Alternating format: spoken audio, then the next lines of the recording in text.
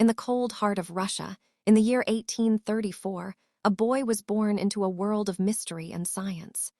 His name was Dmitri Mendeleev, and he would go on to organize everything, literally everything, in the known universe. Mendeleev grew up in Tobolsk, Siberia, the youngest of 14 children. After his father went blind and passed away, his mother took charge of his education. She believed her son was destined for something great and traveled over 1,000 miles with Dmitri to get him into university. She was right. He would later change science forever. In the 1860s, chemists around the world were struggling with a major problem. They had discovered over 60 different elements, but there was no clear system to organize them. It was chaotic. Scientists memorized properties, atomic weights, and behaviors, yet there was no logic, no pattern, no periodicity. That is, until Mendeleev came along.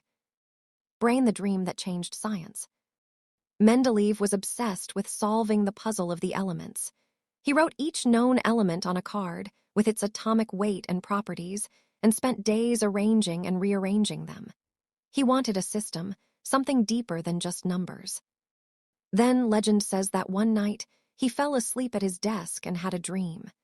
In that dream, he saw the elements fall into place, in rows and columns, based on atomic weight and chemical behavior. When he woke up, he rushed to write it down. What he created was the first periodic table of elements, arranged by increasing atomic mass and grouped by similar properties. But Mendeleev went one step further. He left gaps. Yes, gaps. He boldly predicted that certain elements hadn't been discovered yet, but he knew they had to exist based on the pattern. And guess what?